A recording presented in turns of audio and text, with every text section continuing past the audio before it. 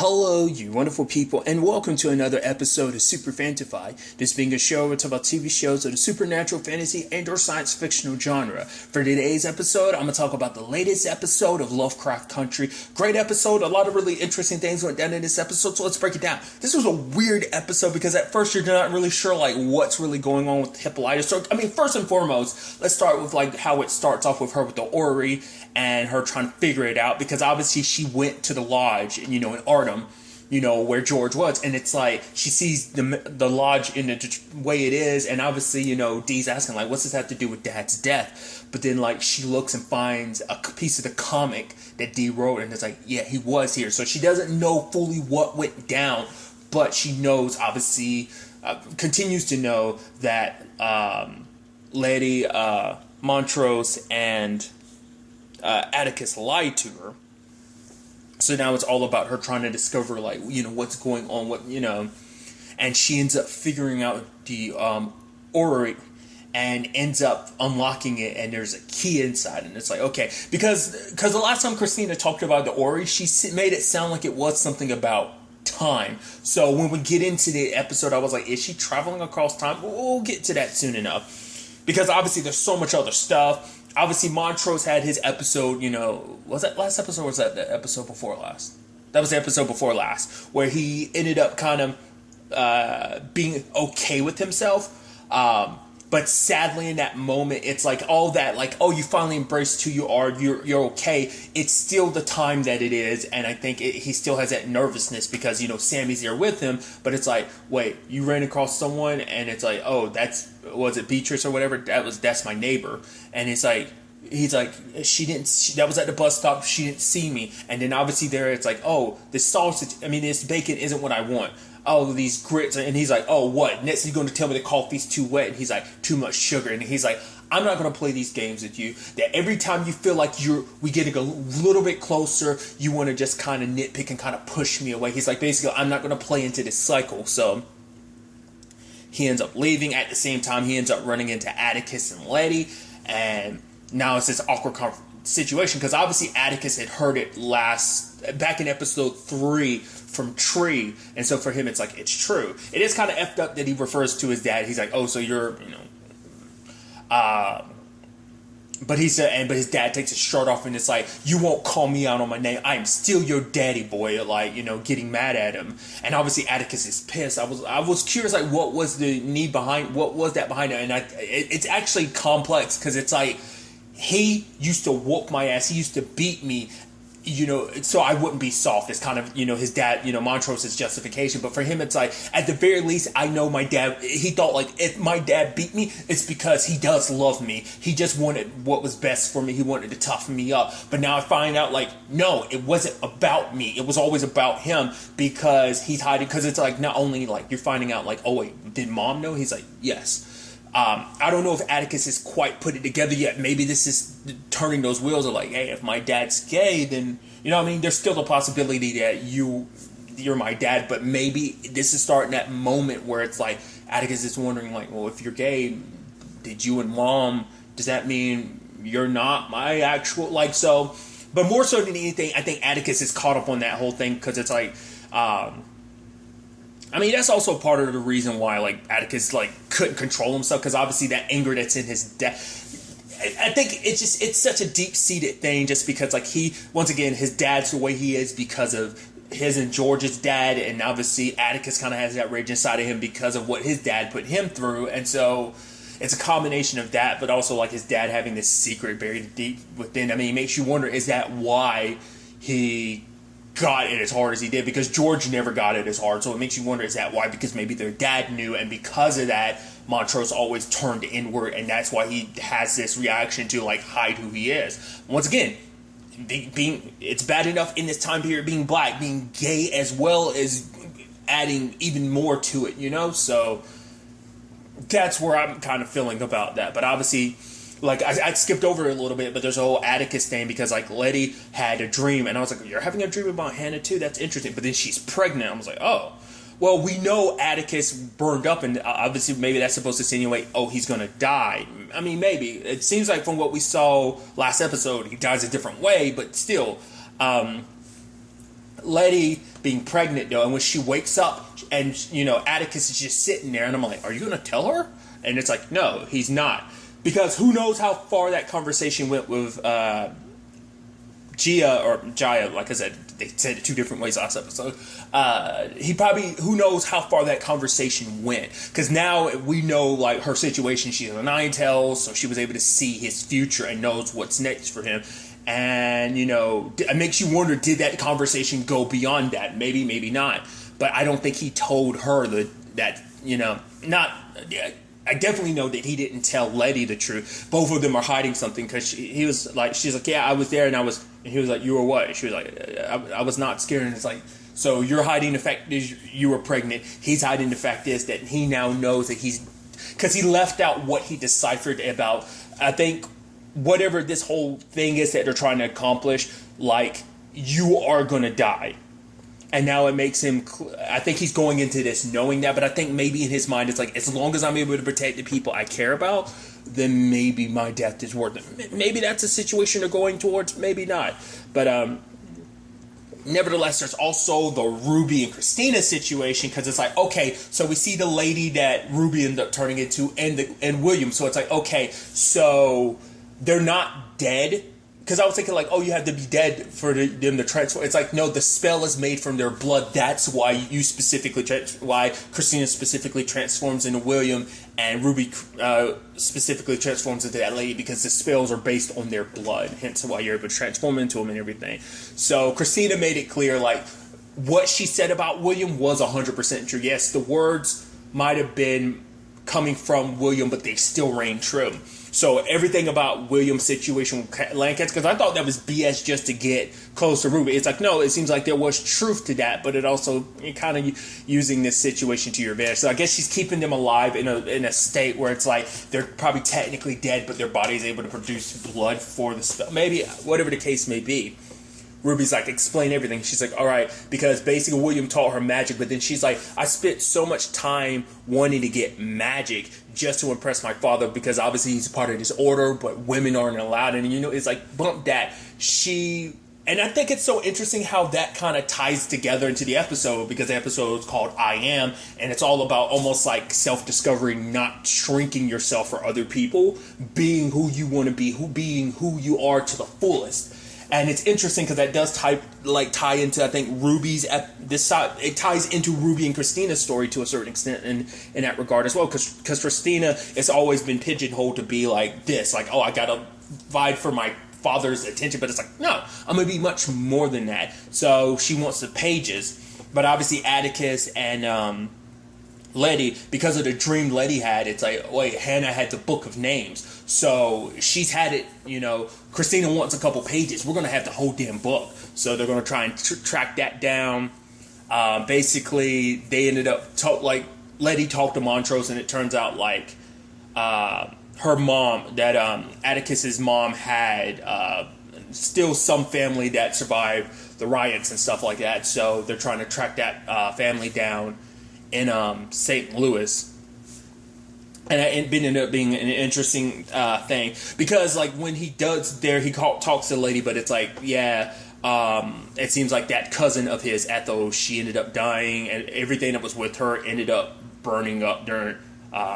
So it's like, there's probably, if it's there, it's probably gone, or maybe someone else took it. But he had noticed that she has a mark on her arm, and then he turns and like he has like the similar mark on his back, so it's like a birthmark that travels down their family. Is that what that's supposed to mean? Is it, maybe it's something like related to the whole Hannah situation? Maybe not.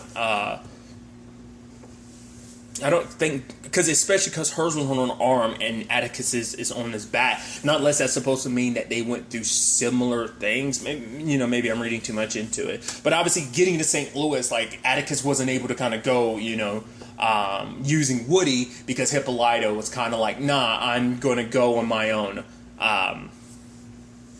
Because obviously she's snapping at him, because it's like, I've got my own thing to do. I'm doing the guide, but he's like, yeah, the guide's done and everything. But it's like, did George leave you in charge of the guides before he died? It's like, no. So I'm gonna go and do this. Obviously, he's lying, but I think it's also because she holds a little resentment towards him because it's like, I know you've been lying to me. I don't know 100% the details, but I know you've been lying to me about everything related to George. I actually think it's interesting because like at first she was obviously driving and she's singing that song, and then like she sees a lady on the bike near her and she's waving to her, and I'm like, that in itself, that scene is such a huge representation, foreshadowing kind of the episode to a certain extent. Because like I said, I thought it was kind of interesting because this episode's kind of all about freedom. So Hippolyta goes there and activates the machine there, and it's like, and also this episode showcases, like, you think like you already knew Hippolyta was smart. She's like ridiculously smart because we see her doing the calculations and everything. It's like, and I like how they show that to you, like the aesthetic of just like how it's just kind of floating, showing you what's going through her mind. She's writing and calculating things in her head, and you're like, holy shit, you were like genius. Like that's some like, seems like on some genius level shit. Like you were top notch smart. It's like, holy shit. Like, I think the show has never really, and I think that's kind of the point, showing you, like, this is a side of herself she's never been able to showcase because, for one, she's a black woman, so she gets pigeonholed to be like, oh, you're less than, so you're never able to, people will never recognize her, because remember there was the whole conversation she had with Dee where it's like, oh, she discovered this star, but, like, the people didn't want, like, they don't want some little some black girl to be, the representation of it, so some other lady got the credit for and ended up being named, got to name the star and everything, so that's they've kind of showcased that a little early on, and now you see it even more realized. I should really quickly, before we really dive into the Hippolyta stuff, I should also bring up like the whole Letty and Ruby thing, because Ruby's looking after Dee and everything, which I also thought that was kind of interesting, because obviously Dee's like, well, I had to do this stupid checklist, that's stupid, and walks away, because obviously, it's like, yeah, it was something between her and George, but still, like, Dee does care about her, because Dee had put one of the comics in, like, with the food and stuff, so it's like, yeah, everything's good in that department, but, Letty decided to stay behind, didn't go with Tick, decided to stay behind because she wanted to fix things between her and Ruby.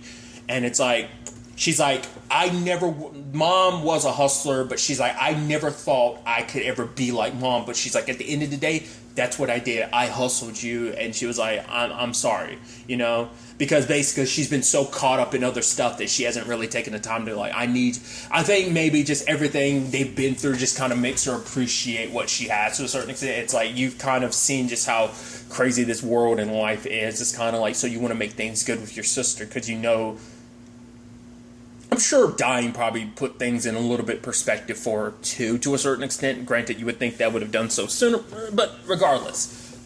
But she is apologizing, and even Ruby's like, in all her life, Mom never apologized, so maybe you two aren't quite the same. Because obviously she knows a little bit more. Who knows how much Christina told her about everything? Because who knows if Christina told her that Letty actually died and was brought back to life or not. She might have left out those details. Maybe, maybe not.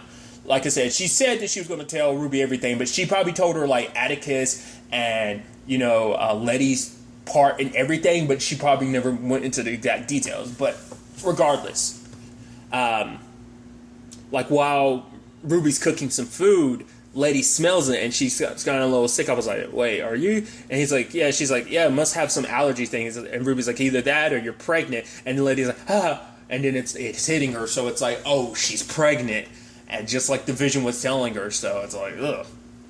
But she ended up calling up Tick and ended up warning him about, like, found the Ori, and ended up being like, okay, that's where Hippolyta really is. So he goes there to show up, because obviously some cops showed up because they're part of it, Lancaster's Lodge. And, luckily Tick got there in time, but, the device gets messed up, and, like, it starts blinking in and out to all these different locations. One cop gets thrown in there, very Doctor Strange like. It kind of reminds me of Doctor Strange and Infinity War, because something like that happened in Infinity War too. Regardless, tangents and all that. But Hippolyta ends up shooting one of the cops, and it's like, oh, that's bad. And then she gets sucked into the portal, because, like, at first, like I said, I was under the impression, because, like, it seemed like Christina was talking about it like it was like a time machine or something. So I was like, is she going back in time? And then she ends up on, like, it seemed like a different planet. And you're like, wait, what? She's breathing the air. Wait, what? I was like, aliens? What? I was like, this is getting super weird. And then, like, as it progresses, it's like, wait, it's a woman under that looks like a human, and it's like, is she human? And obviously, like, Hippolyta has these things in her arms, and it's just trying to figure it out. And she's spending the entire time doing these calculations, trying to figure out, like, okay, the gravity feels a little lighter, and so she's, like, trying to figure out where exactly she is. She's breaking this down, and you're like, once again, showing you, like, how crazy smart she is. But, and then it's like, who are you? And she's like, I want to. Who do you want to be? Where do you want to be? And she talks about dancing with was it Josephine Baker in Paris, and then she ends up on the stage, and she's like, wait, what? And I think that speaks volumes too. Like, she's there, and then she's doing this thing, and no one's really. It just, you kind of popped out of nowhere, but it just seemed like no one's really recognizing it. It's almost like you were there the entire time. So I'm like, wait, I was like, did she go back in time or something? Because I'm sure that's like probably like something, who that woman is someone probably famous, you know, that I'm not aware of, that I'm like, she's probably a well-known dancer in Paris and everything. But I'm like, okay. But then obviously for Hippolyta, we see her spending more and more time there, getting into the swing of things and just kind of having fun. And this is all about her being on an adventure, you know? But obviously for her, it just, it put it all in perspective, because she's, you know, Miss Baker talked about the fact that she feels like a star, not like a movie star, because anybody could be that, but like a star that kind of burns so bright, but kind of like fades as well, you know. It was a whole interesting. I'm not doing it justice what she was kind of going into, but Hippolyta talked about like how the fact of the matter is she was angry too, angry at all the white people that basically made her feel small, like she could be nothing more than what she was. They basically pigeonholed her to be like, oh, all you're good for is just to basically just made her life what it is, where she, you know, it's like in her own way, she's like, basically, I let white folk put a noose around my neck, basically shrink my life to what they thought, like, oh, this is who you are. They made the decision. And it's like, she was like, I'm angry. She was like, I'm Hippolyta. And then like she goes back and joins this, like, it all transforms again. And then like she's, you know, it seems like maybe like an ancient like warrior village or something, and obviously she goes through training, you know, because it's, you know, it's not just about white folk, it's about men as well, you know, making you feel like this is freedom, but it's like you'll never know true freedom until you basically get up and basically kind of fight for what you want. And so she goes through training, and then she leads the charge against this army of, you know, white men, and end up killing them. And it's like, once again, it's like, because at first I was starting to think, like, are you going back through past lives? Or these, like, because the whole thing is about who you are. So I'm like, is this her family? Like, is she going back, like, through, like, prior, like, ancestors' lives or something? That's what I was thinking. But it's like, no, this is just her being there as herself. Because, you know, Miss Baker had referred to her as Hippolyta. So it's like, it's not like she was someone else. So I was like, I was confused about it.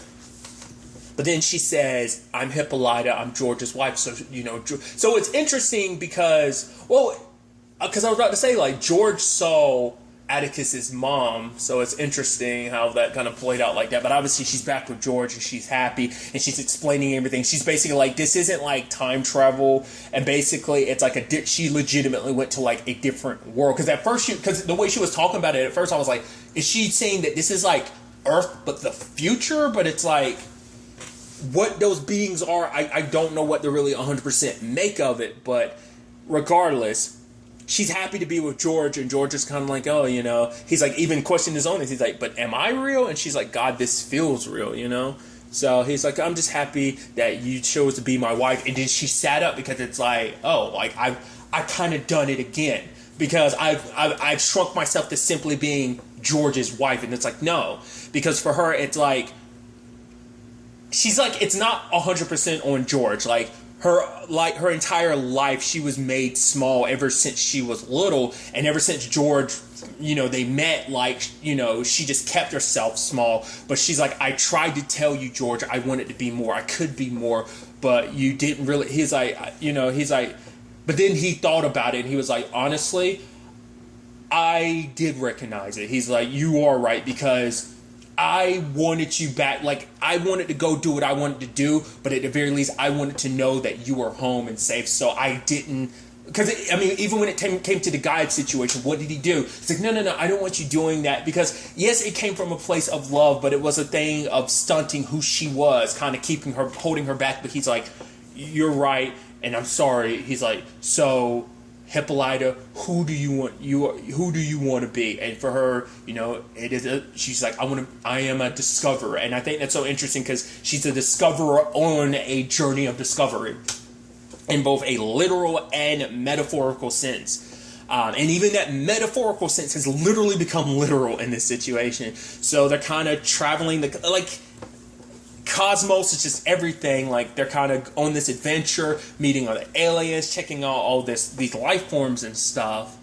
And then we see her at the end. She's in front of that being again, and it's like, hey, you can join us now, to the point you won't need those devices in your arms anymore to make this happen. You'll be able to kind of, so like, it's just like some futuristic higher being. She's come to some plane of existence, and she's like, how can I go back home? Because like the being is like, you can go home, and she's like, but how can I go back? Because how can that contain everything I've done, all that I am? Like, because it's just, that world is so small, that life is so small, but here I'm able to be anything, everything, beyond just, naming a star. I can see and experience so much. Reality's kind of at her disposal, life is at her disposal, but for her it's like, Dee needs me, and that's, she still needs me, and that's what I go back for.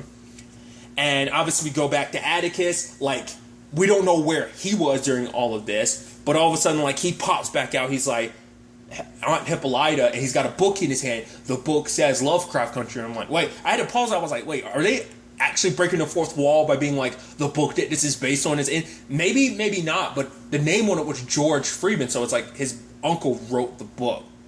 Not unless that, because there were other names I couldn't make out, but I could definitely make out George's name. So I was like, what's that supposed to mean? Like, is that supposed to be the book of names? Was it a thing of it showed him where it was? Because I guess maybe the device does kind of act as potentially like maybe a reality and time shifter. And so maybe he ended up finding the book.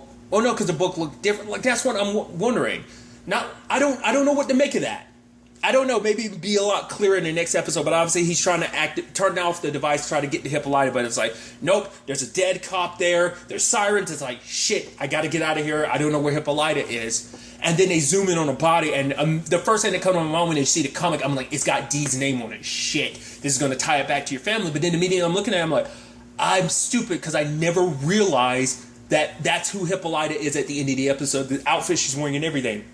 The series that those comics that Dee has been making, Hippolyta, I guess, like, basically that device kind of shifted her reality, and either it's supposed to be like, it is the journey of self-discovery that it was, but either like that comic book came to life because of that device, or maybe because it was inside of Hippolyta's head, probably because she read those comics, so she knew like, oh, this bigger life that this character was able to live that she wasn't, so maybe that was in her head, and when presented this opportunity on this adventure discovery, it manifested itself in this form. Like, maybe it takes it on different forms, but maybe that's what this adventure was always supposed to be, or maybe it's kind of supposed to represent like, oh, like maybe it doesn't even work like that. Maybe it's just supposed to be like, oh, isn't it interesting how it's worked out where Hippolyta ended up becoming that character from her Dee story. I don't know. Like, it's a weird episode, but like at the very least from it you can pull,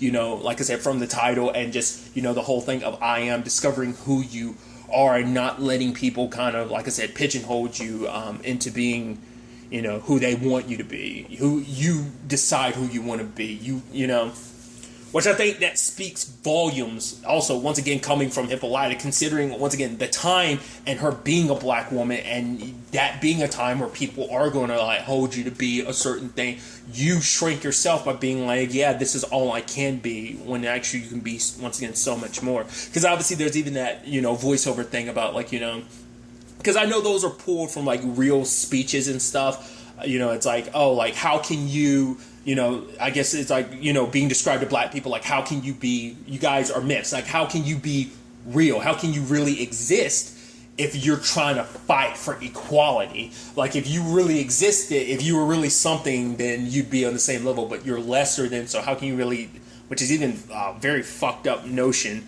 when you actually break it down like that. But it's like, he's like, I'm coming at you not as the reality, but the myth that black people are. It was just an interesting speech. Like I said, I know those are pulled from like real life stuff. That's not stuff made up for the episode. It's like, no, those are real life audio like things they're splicing into the episode from like real speeches and stuff that were given. Because I know some of that stuff, I don't know if that's him specifically, but I know some stuff is pulled from like James Baldwin, for example, which I was unfamiliar with until like I did a little digging. Because I forgot what it was, like something I was watching or listening to recently referenced James Baldwin, and I looked into him a tiny bit. Obviously, I didn't do a complete deep dive, but regardless, like a very interesting episode. I'm curious to see what Hippolyta's situation ends up being when we kind of catch back up with her. Like, is she just going to pop back home, or like what's going to happen in that? Obviously, Atticus, because it's interesting because Atticus is in that situation again where it's like, obviously, like her situation wasn't necessarily on him, but obviously like the whole Uncle George situation kind of was. So these are two people in your family that are kind of in this situation because of the world that you kind of got them mixed up in technically. So that's going to be interesting if Hippolyta she is coming back. She's going to at least try to come back, but under what circumstances, we'll have to wait and see, once again, like who she's going to be. Like, I'm sure a lot of those experiences she is going to bring back and carry with her, so I also like where Ruby plays into this whole Christina thing, because she's like, I got to get away from like where I was staying. She told Letty like, oh, I got to get away from where I was. Once again, Letty being pregnant too. So curious to see ultimately where all of this ends up taking us going forward into the next episode. But really, that's all I'm going to talk about. So the next time we meet, be happy, be safe, live life to the fullest, enjoy it. Good day and goodbye.